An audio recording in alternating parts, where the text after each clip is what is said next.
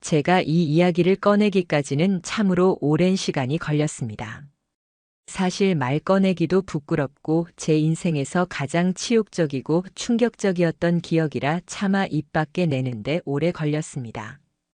하지만 이제는 더 이상 묻어두기만 할 순 없어서 이렇게 하나씩 털어놓고자 합니다.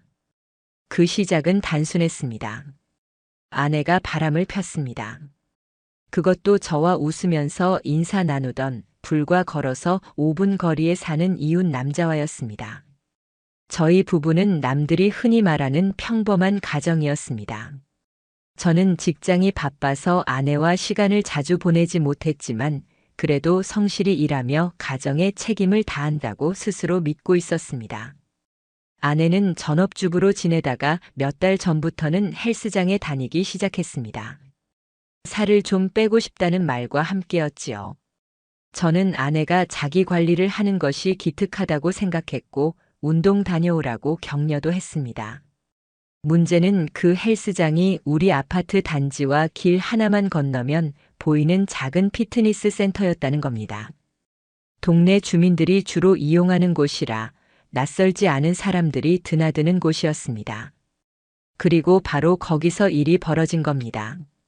처음부터 수상한 기운을 감지했던 건 아니었습니다. 오히려 아내는 예전보다 훨씬 밝아졌고 운동에 다녀오면 활기 넘치게 이야기도 많이 했습니다. 저는 그 모습을 보며 역시 운동이 좋긴 좋구나 싶었을 뿐 다른 생각은 하지 않았습니다. 하지만 어느 날 작은 변화가 제 눈에 들어왔습니다. 아내가 갑자기 휴대폰 잠금 방식을 바꾼 겁니다. 평소엔 단순한 패턴으로 잠금 해제하던 것을 지문 인식으로 바꾸어 놨습니다. 순간 불안이 스쳤습니다. 이유 없는 변화는 없다고 믿었습니다. 그 뒤로 아내의 작은 태도들이 조금씩 제 촉을 자극했습니다.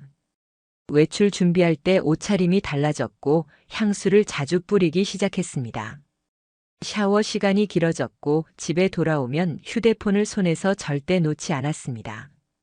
저는 마음 한구석에서 설마라는 불안이 자라나기 시작했지만 증거 없이 의심하고 싶진 않았습니다. 결정적인 계기는 아주 사소한 순간에서 드러났습니다. 어느 날 아내가 샤워를 하러 들어간 사이 저는 무심코 휴대폰을 들여다봤습니다. 지문으로 바뀌어 잠금은 풀지 못했지만 퀵 패널을 열었을 때 블루투스로 연결된 차량 이름이 눈에 들어왔습니다. GV80 미노. 순간 머릿속에서 사람이 겹쳐졌습니다. 우리 단지에서 GV80을 타는 사람이 딱 한 명 있었습니다. 검은색 SUV. 깔끔한 옷차림. 항상 웃는 얼굴. 몇 번이나 엘리베이터에서 마주쳤고 형님 안녕하세요라며 예의 바르게 인사하던 남자. 이름은 이민호. 그 순간 심장이 쿵 내려앉았습니다. 이후로 제 시선과 촉은 예민하게 그쪽을 좁기 시작했습니다. 혹시나 하는 마음으로 퇴근 시간을 앞당기고 아내의 동선을 살폈습니다. 하루는 직접 뒤를 밟았습니다. 아내는 평소처럼 운동 갔다 올게 하며 집을 나섰습니다. 저는 서둘러 뒤따라 나가 조심스레 거리를 두었습니다. 아내가 헬스장 안으로 들어가는 걸 확인했을 땐 안도했습니다. 하지만 불과 10분도 안 돼 아내가 다시 나오는 것이 보였습니다. 그리고는 곧장 한 남자의 차로 다가갔습니다. 그 차 GV80 미노였습니다. 그 순간 제 모든 의심은 확신으로 바뀌었습니다. 그 차는 도심 외곽 쪽으로 향했고 저는 떨리는 손으로 운전대를 잡으며 뒤쫓았습니다. 결국 한적한 카페에 도착했을 때 아내와 그 남자는 너무도 자연스럽게 연인처럼 앉아 있었습니다. 허리를 기울여 웃으며 서로 이야기를 나누는 모습, 아내의 얼굴에 떠오른 환한 미소는 제가 알던 그 사람이 아니었습니다. 가슴을 쥐어짜는 배신감이 밀려왔습니다. 그 자리에서 뛰어들고 싶었지만 이성적으로 결정했습니다. 증거가 필요하다고. 순간의 분노로 끝낼 수 있는 일이 아니고 제 인생과 아이의 미래가 걸린 일이었습니다. 그날 이후로 저는 치밀하게 움직였습니다. 헬스장의 CCTV 기록, 아내의 차량 블랙박스, 이동 동선 하나하나를 추적했습니다. 저희 집 앞 주차장의 시간대별 차량 위치를 확인했고, 심지어 아내가 갈아 신은 슬리퍼가 상간남의 차량 조수석에 놓여 있는 흔적까지 확보했습니다. 모든 것이 너무도 명확했습니다. 그때부터 저는 더 이상 눈을 감을 수 없다는 걸 알았습니다. 아내는 단순히 운동을 하러 다닌 게 아니라 계획적으로 지속적으로 남자와 만나고 있었습니다. 제가 회사에 나가 있는 동안 제 아이가 집에서 혼자 놀고 있을 때 아내는 다른 남자와 카페에 앉아 웃고 있었습니다. 이 배신을 어떻게 이해해야 합니까? 저는 매 순간 무너져 내렸습니다. 그러나 눈물로 끝낼 수 없었습니다. 그래서 결심했습니다. 법으로 대응해야 한다고. 단순한 부부싸움이나 감정싸움의 차원이 아니라 명백히 혼인을 저버린 행위였습니다. 저는 곧장 법률사무소를 찾아갔습니다. 변호사는 제가 모은 증거들을 보더니 고개를 끄덕였습니다. 충분히 법적 효력이 있다는 말에 차가운 전율이 스쳤습니다. 처음으로 복수라는 단어가 제 머릿속을 스쳤습니다. 아내에게는 아무 말도 하지 않았습니다. 오히려 평소처럼 출근하는 척하고 지방 출장이라 거짓말하며 본가로 몸을 옮겼습니다. 그 상태에서 더 많은 증거를 모으고 결국에는 결정적인 장면까지 손에 넣었습니다. 아내와 그 남자가 모텔 주차장으로 함께 들어가는 영상. 그 순간 더 말이 필요 없었습니다. 저는 곧바로 변호사와 함께 소송 준비를 시작했습니다. 상간남과 아내 두 사람 모두에게 내용 증명을 보냈습니다. 그날 이후 제 인생의 흐름은 완전히 바뀌었습니다. 내용 증명이 발송된 다음 날 아침 제 휴대폰이 크게 울렸습니다. 발신자는 아내였습니다. 화면을 바라보는 짧은 순간에도 심장이 요동쳤습니다. 하지만 통화를 받는 순간 들려온 목소리는 제가 기대한 그것과는 전혀 달랐습니다. 죄책감이나 후회가 담긴 목소리가 아니었습니다. 오히려 다급하고 약간은 억울한 듯 떨리고 있었습니다. 무슨 짓이야? 이게 뭐야? 그녀의 말은 짧았지만 확실히 두려움의 떨림보다는 분노와 당황의 떨림이었습니다. 저는 차갑게 한마디만 남겼습니다. 이제부터는 증거로 모든 걸 말할 거야. 그리고 단호하게 전화를 끊었습니다. 그 순간 제 안에 무언가가 무너져 내리는 동시에 또 다른 것이 단단히 굳어졌습니다. 더는 감정적인 대화 따윈 필요 없었습니다. 이제는 차갑고 냉정하게 법과 증거로 맞부딪힐 차례였습니다. 그 후 아내는 문자와 카카오톡 메시지를 쏟아내기 시작했습니다. 처음 몇 시간 동안은 오해라는 단어만 반복하며 상황을 부정했습니다. 당신 잘못 본 거야. 진짜 오해야. 그러나 그 오해라는 말이 제게는 허무한 거짓말처럼만 들렸습니다. 제가 이미 똑똑히 본 것들, 직접 손에 쥔 증거들이 있는데 무슨 오해가 있다는 겁니까? 결국 그녀의 메시지는 애를 내세우는 쪽으로 방향을 틀기 시작했습니다. 애도 있는데 이러지 말자. 당신이 감정적으로 돼서 실수하는 거야. 그러나 제게 돌아온 건 사과 한마디조차 없었습니다. 마침내 날아든 한 문자가 저를 온몸으로 분노하게 만들었습니다. 변호사 선임했어. 각오해. 순간 손끝이 부르르 떨렸습니다.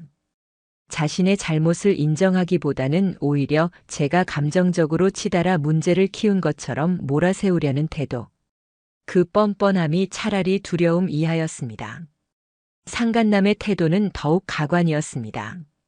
그는 내용 증명을 받았음에도 불구하고 일체의 반응을 보이지 않았습니다. 답변도 무시, 사과도 무시, 조율 의사도 무시. 철저히 침묵으로 일관했습니다. 저는 그 무시 자체가 저를 더욱 자극했습니다. 마치 아무것도 두렵지 않다라는 말처럼 들렸습니다. 그러나 그가 전혀 예상치 못한 사실 하나가 뒤늦게 드러났습니다. 그 남자는 이미 다른 가정을 가진 유부남이었습니다. 아내가 불륜을 저지른 상대는 가정이 있는 또 다른 가장이었던 겁니다. 소름이 온몸을 훑었습니다. 그것도 아내가 알고도 저지른 일이었습니다. 저는 아내의 아이클라우드 백업 자료를 복구하면서 그 사실을 확인했습니다. 대화 속에는 노골적인 약속들이 남아 있었습니다. 나중에 둘 다 이혼하고 진짜로 같이 살면 그땐 마음껏 볼 수 있겠지. 오늘은 애 때문에 늦게 나가야 할 것 같아. 사람들 눈치 안 보고 매일 함께하고 싶어. 읽는 순간 숨이 막혔습니다. 이건 단순한 일탈이 아니었습니다. 의도적이고 계획적인 배신이었습니다. 그때부터 저는 혼자가 아니었습니다. 상간남의 배우자 그 역시 아무것도 모르고 있었습니다. 저는 고민 끝에 그녀에게 연락했습니다. 증거 일부를 정리해 정중히 전달했고 곧 그녀는 전화를 걸었습니다. 믿지 못하던 목소리는 곧 무너져 내렸습니다. 흐느끼는 숨소리와 함께 저와 그녀는 처음으로 깊은 공감을 나누었습니다. 서로 얼굴도 모르는 사이였지만 그날 우리는 같은 고통을 공유한 사람들이 되었습니다. 우리 제대로 끝내버립시다. 그녀의 말은 단호했고 저는 고개를 끄덕였습니다. 그 후 제 아내의 태도는 급격히 변했습니다. 그동안 오해라 주장하던 사람은 눈물을 쏟아내며 집 앞을 찾아왔습니다. 진심으로 미안해. 한순간의 실수였어. 애 때문에라도 살려줘. 그러나 그 눈물과 목소리는 너무도 가짜 같았습니다. 저는 이미 아이클라우드에서 들키면 끝이니 흔들리지 말자는 메시지를 확인했습니다. 제게 흘린 눈물이 진심일 수 없다는 걸 똑똑히 알았습니다. 가장 잔인한 복수는 차갑고 조용히 끊어내는 것이라 믿었습니다. 저는 끝내 그녀의 메시지와 눈물을 외면했습니다. 완전히 단절하는 것이야말로 제가 할 수 있는 유일한 응징이었습니다. 대신 그녀의 친정에 모든 것을 알리기로 결정했습니다. 증거와 함께 장인 장모님을 직접 찾아가 경과를 설명했습니다. 장인은 말문을 닫았고 장모는 눈물로 저를 붙잡았습니다. 그러나 저는 단호히 말했습니다. 이건 단순한 부부싸움이 아닙니다. 제 인생을 짓밟은 일입니다. 저는 끝까지 갈 겁니다. 그날 이후 아내는 친정으로 쫓겨갔고 저는 아이와 단둘이 집에 남았습니다. 아내의 연락은 끊임없이 이어졌지만 저는 단 한 통의 메시지도 보지 않았습니다. 남은 건 오직 법의 심판이었습니다. 이제는 단순한 배신이 아니라 철저히 감춰졌던 두 가정의 파괴였습니다. 상간남 역시 유부남이었다는 사실이 드러난 순간 사건은 새로운 국면으로 넘어갔습니다. 배신의 굴레 속에서 무너지는 것은 저희 가정뿐만 아니라 또 다른 가정의 무너짐이기도 했습니다. 저는 거울 앞에 서서 오래도록 제 얼굴을 바라봤습니다. 지쳐있고 무너졌으며 차갑게 굳은 눈빛이 낯설었습니다. 하지만 이제는 혼자가 아니었습니다. 상간남의 배우자와 뜻을 모았고 변호사와 철저히 준비했고 제 안에도 분명한 확신이 있었습니다. 끝까지, 반드시 이 배신의 대가를 받게 만들 것입니다. 그 결심은 제 삶의 새로운 축이 되었습니다. 증거는 준비됐고 법은 움직일 겁니다. 저는 이제 더는 흔들리지 않았습니다. 아이만큼은 반드시 지켜내리라는 마음, 그리고 무너져버린 제 인생을 바로 세우겠다는 다짐만 남아 있었습니다. 이혼 소송과 상간자 소송이 본격적으로 시작되자 예상하지 못했던 일들이 연속해서 벌어졌습니다. 제 입장에서는 이미 명백한 증거와 분명한 사실관계가 드러났으니 최소한 그들 또한 무너지는 걸 깨달으리라 생각했습니다. 하지만 현실은 달랐습니다. 늘 그렇듯 잘못을 저지른 쪽은 끝까지 발버둥치며 자신을 피해자로 꾸미려고 했습니다. 가장 먼저 움직인 이는 상간남이었습니다. 처음엔 제 내용 증명을 무시하고 마치 아무 일도 없는 듯 태어나던 그가 변호사를 선임하더니 곧바로 반소장을 제출했습니다. 이유는 기가 막혔습니다. 그는 자신은 해당 부부의 혼인관계 파탄의 직접적 원인이 아니었으며 오히려 남편이 아내에게 폭언과 냉대를 일삼아 그로 인해 고통받던 아내를 위로하는 과정이었을 뿐이라고 주장했습니다. 순간 피가 거꾸로 솟구치는 느낌이었습니다. 배신을 저지른 것도 모자라 이제 와서 제가 아내에게 폭언을 해왔다고요? 제 양심과 제 행동을 누구보다 잘 아는 사람이 바로 그들인데 감히 법정 문서 안에서 그런 거짓을 늘어놓았다는 사실이 분노를 넘어 허탈했습니다.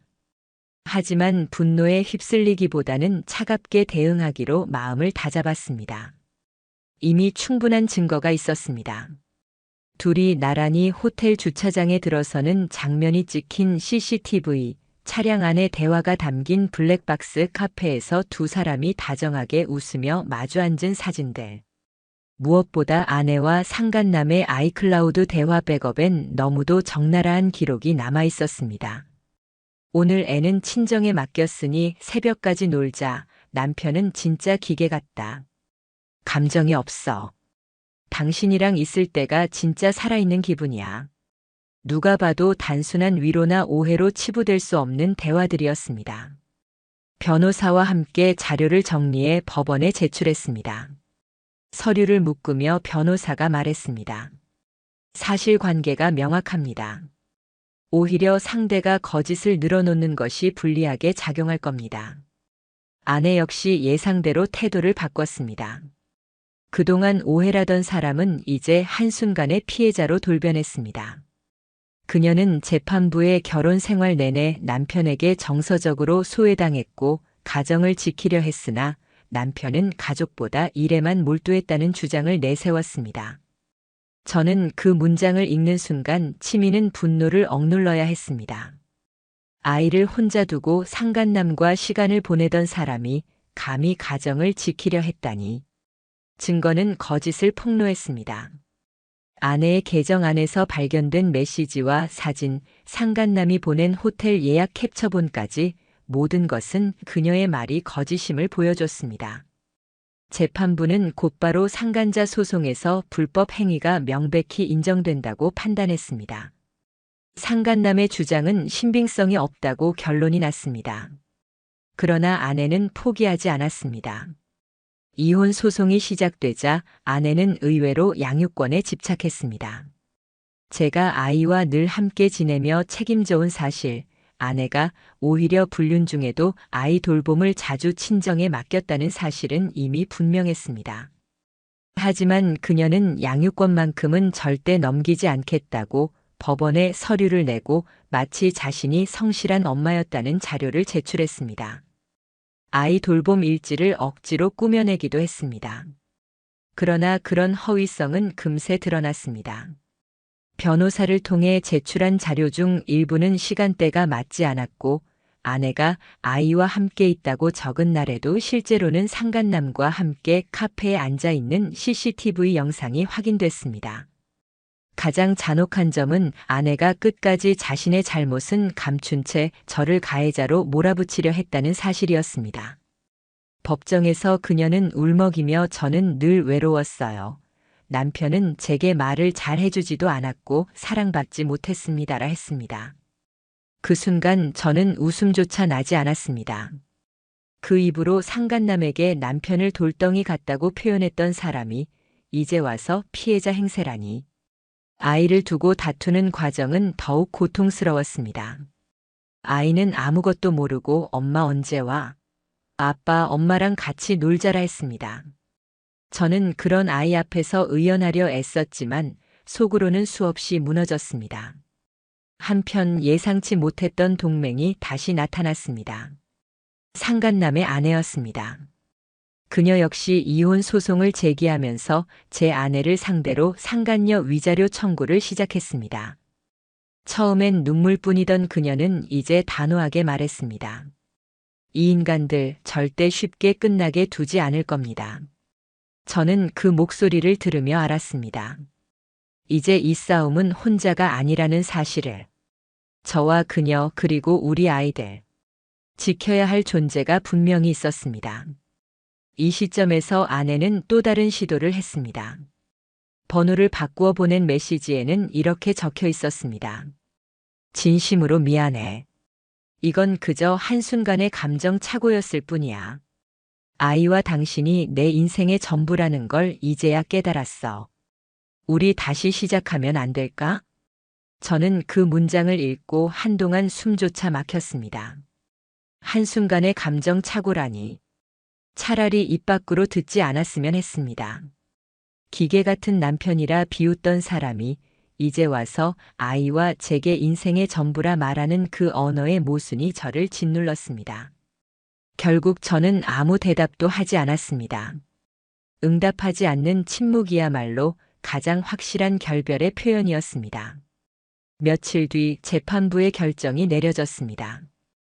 판결문에 담긴 문장은 제 삶 전체를 가르는 선 같았습니다. 아내의 위자료 책임 인정. 상간남과 공동으로 손해배상 명시. 아이의 양육권은 전적으로 저에게 귀속. 아내는 면접 교섭만 가능. 상간남의 정서적 위로 주장은 신빙성 부족으로 기각. 항소 의사 표명. 그날 법정을 나서는 발걸음은 무거우면서도 단단했습니다. 판은 이미 기울어 있었습니다. 증거는 산처럼 쌓여 있었고 그들의 거짓말은 차례대로 무너져 내렸습니다. 아직 항소라는 절차가 남아 있었지만 이미 흐름은 명확했습니다. 그것은 제게 처음으로 찾아온 단단한 확신이었습니다. 아이를 안고 밤하늘을 바라보며 저는 속으로 다짐했습니다. 이제는 내가 널 끝까지 지킨다. 반드시 지켜낸다. 재판부의 1심 판결이 내려진 직후 상간남 측은 예상대로 항소를 신청했습니다. 그가 내세운 이유는 똑같았습니다. 분류는 오해였다. 이미 원고 부부의 혼인관계는 파탄 상태였다. 자신은 단순한 위로를 했을 뿐이다. 웃을 수도 화를 낼 수도 없는 순간이었습니다. 이미 모든 증거가 판을 뒤덮고 있었고 재판부조차 명백한 불법 행위라 판단했습니다. 그런데도 그는 끝까지 우정이라는 포장지를 걸쳐보려 했습니다. 어쩌면 그가 두려운 건 법의 심판이 아니라 자신이 사회적으로 어떤 낙인을 찍히게 될지였는지도 모릅니다. 하지만 아이러니하게도 항소 준비 과정에서 그의 숨겨진 이중 생활은 더욱 적나라하게 드러났습니다. 상간남의 아내가 나섰기 때문입니다. 그녀는 남편의 차량 블랙박스를 직접 분석했고 숨겨두었던 별도 휴대폰까지 찾아냈습니다. 카드 내역, 통화 녹취, 메신저 기록은 가면을 벗겨내듯 진실을 보여주었습니다. 블랙박스에는 아내와 그가 차에서 나눈 농담과 애정 어린 대화가 고스란히 담겨 있었습니다. 당신이랑 있을 때 진짜 여자로 사는 기분이 들어. 남편이랑 있으면 돌덩이랑 사는 것 같아. 감정도 없고. 그 기록들을 보자 제 뒷목에 소름이 쭉 돋았습니다. 저는 끝내 그 메시지를 바라보다가 한참을 웃음과 눈물이 동시에 터져 나왔습니다. 날마다 일하고 가정을 책임지려고 발버둥친 제가 돌덩이였다고요? 아내의 눈에 저는 그저 무감각한 기계였던 겁니다. 저를 그렇게 비하하면서 다른 남자와 함께 있는 순간에만 살아있음을 느꼈다고. 그 문장들을 읽는 순간 치욕은 끝없이 굴러떨어졌고 동시에 제 마음속에서 단단한 결의가 치솟았습니다. 그런 말을 남긴 사람을 다시 제 곁에 가족으로 받아들일 수 없다는 확신이었습니다. 이 증거들은 항소심에서 큰 힘을 발휘했습니다. 상간남의 주장은 흔적조차 남기지 못하고 무너졌습니다. 오히려 상간남은 아내에게 속인 이중 생활과 불법적인 교제 은폐로 인해 자기 배우자에게서 또 다른 소송을 당하는 상황이 벌어졌습니다. 그 순간부터 사건은 법정 안을 넘어 사회의 시선으로까지 확산되었습니다. 상간남의 아내는 결국 지역 커뮤니티와 언론 매체에 자신의 심경을 담은 글을 올렸습니다. 그녀는 실명을 밝히지는 않았지만 구체적인 상황과 증거를 나열했습니다. 사람들은 단번에 누구 이야기인지 알아채기 시작했습니다. 우리 아이가 다니는 유치원에서 엄마가 불륜녀라는 말을 듣습니다. 사랑도 책임도 믿음도 모두 배신당한 기분입니다. 부디 법이 이들의 거짓을 심판해 주기를 바랍니다. 그 글은 삽시간에 퍼져나갔습니다. 지역 카페 게시판에는 열댓 개의 글이 줄지어 올라왔고 사람들은 조심스럽게 그러나 점점 더 확실하게 당사자가 누구인지 지목했습니다. 아내의 삶은 하루아침에 무너져 내렸습니다. 그녀가 자주 올리던 SNS 사진, 특히 헬스장에서 찍은 셀카들은 캡처돼 조롱거리로 돌려졌습니다. 지역 맘카페에서 적극적으로 활동하며 자리를 잡던 그녀는 스스로 쌓아 올린 이름 위에서 집요하게 무너졌습니다. 낯을 들고 다닐 수 없게 된 겁니다. 처음엔 익명에 숨으려 했지만 몇몇 사람들은 얼굴, 이름, 아이가 다니는 학교까지 파악했습니다. 결국 아내는 직장에서 권고사직을 통보받았습니다. 회사 측은 사생활 문제다라며 포장했지만 사실은 더 이상 신뢰받을 수 없는 직원이라는 의미였습니다. 아내는 친정에 들어앉아 은둔하듯 지내기 시작했습니다. 그 와중에도 친정 어머니가 저에게 전화를 걸어왔습니다. 목소리는 흐느낌이었지만 결국 부탁이었습니다. 그래도 애 엄마인데 한 번만 기회를 더 주면 안 되겠니? 그러나 저는 단호했습니다. 어머니, 이건 실수가 아닙니다. 선택입니다. 그리고 그 선택은 책임을 져야 하는 겁니다. 제 말끝은 싸늘했지만 마음속으로는 오래 지나온 고통이 한꺼번에 몰려와 눈앞이 뜨겁게 번졌습니다. 하지만 흔들리지 않았습니다.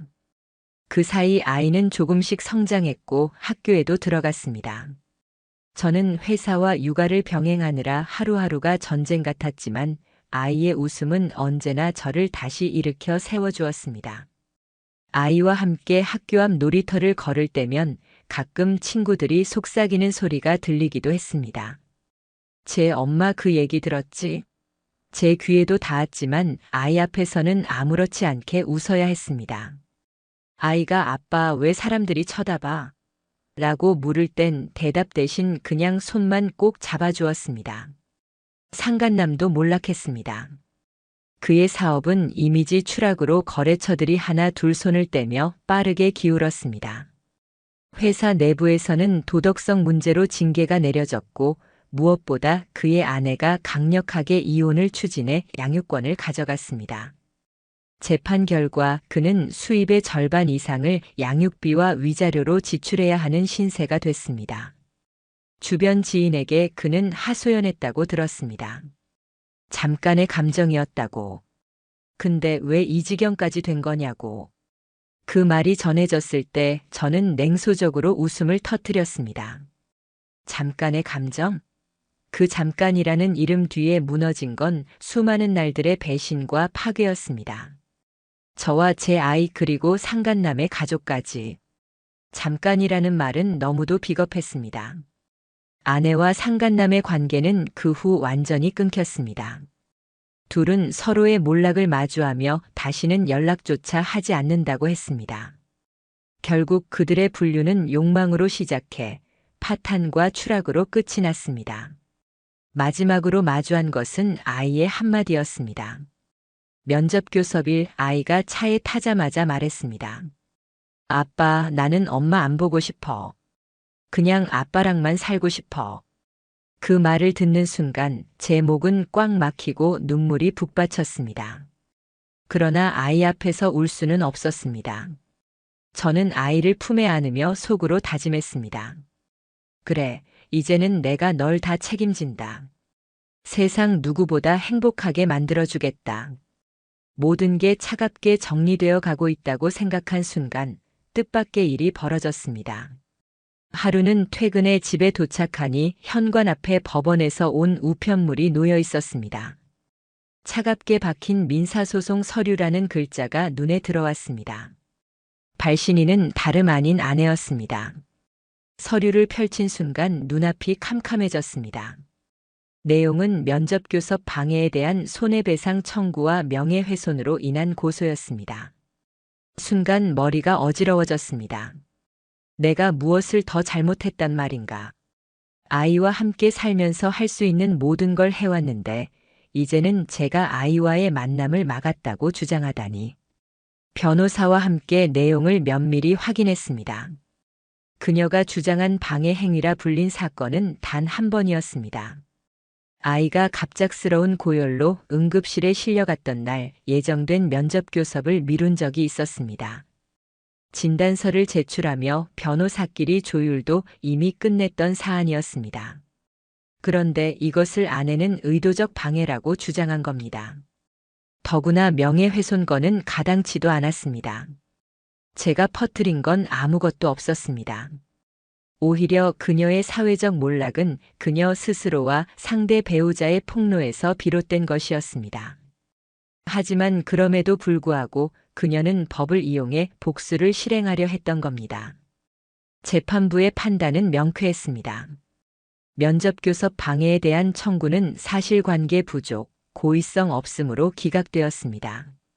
명예훼손 역시 증거 불충분으로 종료됐습니다. 그러나 이 과정 자체가 제게는 큰 상처였습니다. 끝끝내 반성하지 않고 자기 보호와 보복에만 몰두하는 아내의 모습이 차갑게 등을 스쳤습니다. 그 일 이후 아내의 사회적 위상은 또 한 번 더 깊이 추락했습니다. 이미 지역 사회에 그녀의 불륜과 재판 사실은 널리 알려져 있었는데 이번에는 자신의 불륜을 덮기 위해 남편을 엮고소한 엄마라는 오명이 더 씌워졌습니다. 아이의 학교에도 소문이 퍼졌습니다. 학부모들 사이에서 불륜 저지른 것도 모자라 애 아빠한테 소송까지 하더라더라라는 말이 떠돌았습니다. 어느 날 아이를 데리러 갔던 면접교섭 자리에서는 학교 앞에 주차한 아내의 차 안에서 20분 동안 그가 나오지 못했다는 얘기를 전해 들었습니다. 다른 엄마들의 싸늘한 시선 속에 차에서 흐느끼며 울다가 결국 아이를 보지도 못하고 떠났다는 것이었습니다. 시간이 흐르면서 상간남의 몰락은 더욱 극심해졌습니다. 그가 운영하던 사업은 거래처들이 신뢰를 거두며 빠르게 무너졌습니다. 회사 내부에서도 도덕성 결여로 인한 계약 해지 사유 충분이라는 이유로 그에게 불이익이 이어졌습니다. 결국 그는 일감의 절반 이상을 잃고 남은 수입도 위자료와 양육비로 절반 이상이 압류되는 지경에 이르렀습니다. 지인들을 통해 들은 그의 말은 한심했습니다. 진짜 잠깐의 감정이었다. 그런데 왜 이렇게 돼버린 거냐? 그 말이 제 귀에 들어온 순간 저는 헛웃음을 터뜨렸습니다. 잠깐이었다고. 그 잠깐이라는 이름은 너무나 무겁게 우리 모두의 삶을 짓밟았습니다. 저의 가정, 제 아이의 마음, 그 사람의 아내와 아이들 모두가 그 잠깐에 희생됐습니다. 그리고 결국 그의 아내는 이혼을 확정지었습니다. 양육권은 그녀가 가져갔으며 그는 매달 수입의 절반 이상을 자녀 양육비와 위자료로 지급해야 했습니다. 재정적으로도 사회적으로도 완전히 무너진 겁니다. 그 즈음 저희 아이는 제 곁에 더욱 의지하기 시작했습니다. 면접 교섭이 있는 날조차 아이는 처음부터 엄마를 보려 하지 않았습니다. 어느 날 차에 올라타자마자 아이가 제게 말했습니다. 아빠, 나는 엄마 안 보고 싶어. 그냥 아빠랑만 살 거야. 그 순간 제 목이 꽉 막혔습니다. 억눌렀던 감정이 한 번에 올라왔습니다. 하지만 아이 앞에서는 눈물을 흘릴 수 없었습니다.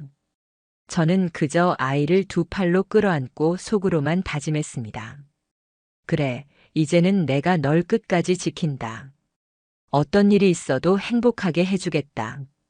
그렇게 긴 싸움 끝에서 모든 것은 마무리됐습니다. 상간남 소송, 이혼 소송, 아내의 역공 소송까지 모두. 저는 아이와 단둘이 조용한 동네로 이사했습니다. 낡았지만 햇살이 잘 들어오는 집, 아이가 마음껏 뛰어놀 수 있는 작은 마당이 있는 집이었습니다. 아이와 저는 이제 새로운 삶을 살아가고 있습니다. 가끔 아이가 엄마는 어디 있어? 라고 물으면 저는 아이의 마음을 지키기 위해 말합니다. 엄마는 멀리서 널 지켜보고 있단다. 저는 진심으로 아이를 괴물 같은 기억으로 엄마를 남기고 싶지 않았습니다. 아무리 치욕스럽고 배신당한 일이었어도 아이에게 엄마는 결국 엄마였으니까요. 그렇게 저는 다짐합니다. 다시는 누군가의 신뢰를 배신하거나 가족이라는 이름을 가볍게 여기는 사람을 용서하지 않을 겁니다. 배신은 잠깐의 감정으로 포장될 수 있습니다. 그러나 그 대가는 결코 잠깐이 아닙니다. 평생을 따라다니며 무너지고 짓밟습니다. 저는 다시 웃음 짓기까지 너무 오랜 시간이 걸렸습니다. 하지만 이제 제 곁에는 아이가 있습니다. 아이가 웃습니다. 그 웃음을 지키는 것이야말로 제게 주어진 남은 삶의 의미입니다.